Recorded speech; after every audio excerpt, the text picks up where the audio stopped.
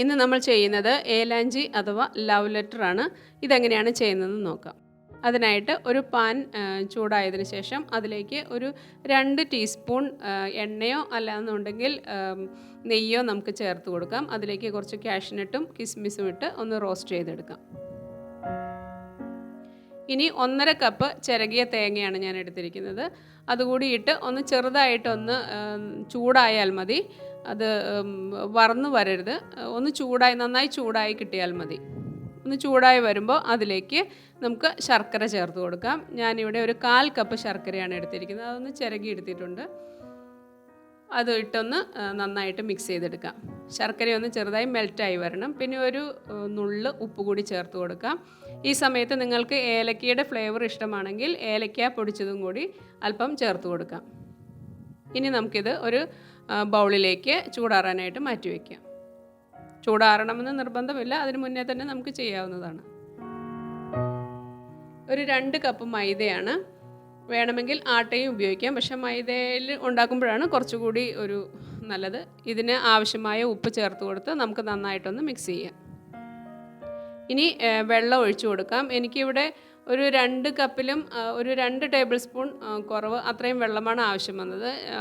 പലരുടെയും മൈദയുടെ ഇതനുസരിച്ച് വെള്ളത്തിന് അല്പസ്വല്പം അങ്ങോട്ടും ഇങ്ങോട്ടും വ്യത്യാസങ്ങൾ വരും. ഇനി ഇതിലേക്ക് ഒരു മുട്ട അത് ചേർത്ത് കൊടുക്കാം. ഇനി നന്നായി ഒന്ന് മിക്സ് ചെയ്തെടുക്കാം.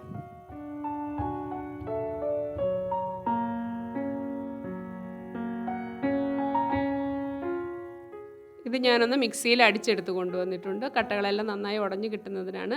നിങ്ങൾ ഈ വിസ്ക് വെച്ച് തന്നെ നന്നായി ഒന്ന് മിക്സ് ചെയ്താലും മതി. ഞാൻ വെള്ളം കുറേശ്ശെ ചേർത്താണ് അത് മിക്സ് ചെയ്തെടുത്തത്. ഈ രീതിയിലുള്ള ഒരു കൺസിസ്റ്റൻസിയാണ് നമുക്ക് വേണ്ടത്. ഇനി നമുക്ക് ദോശ ചുട്ടെടുക്കാം.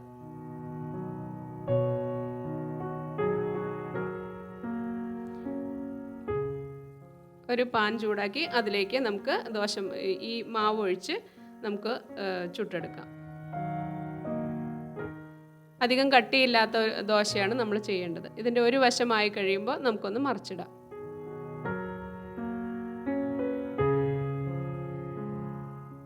ഇപ്പോൾ 2 വശവും കുക്കായിട്ടുണ്ട്.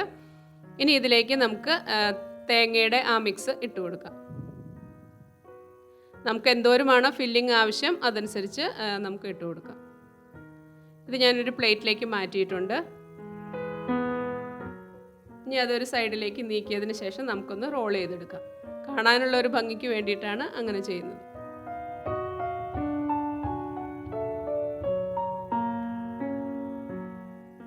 ഒരു ദോശ കൂടി ഞാൻ ചെയ്ത് കാണിച്ചു തരാം.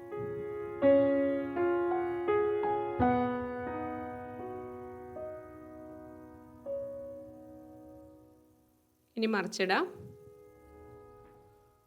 2 വശമായിട്ടുണ്ട്. അത് ഞാനൊരു പ്ലേറ്റിലേക്ക് മാറ്റിയിട്ടുണ്ട്.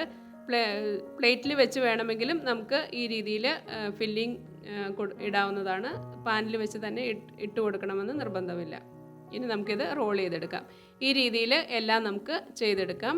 വളരെ എളുപ്പത്തിൽ ചെയ്യാൻ പറ്റുന്ന ബ്രേക്ക്ഫാസ്റ്റ് ആയിട്ടോ അല്ലെങ്കിൽ സ്നാക്സ് ആയിട്ടോ ചെയ്യാൻ പറ്റുന്ന ഒരു ടേസ്റ്റി ആയിട്ടുള്ള ഒന്നാണ് ഈ ഏലാഞ്ചി അഥവാ ലവ് ലെറ്റർ.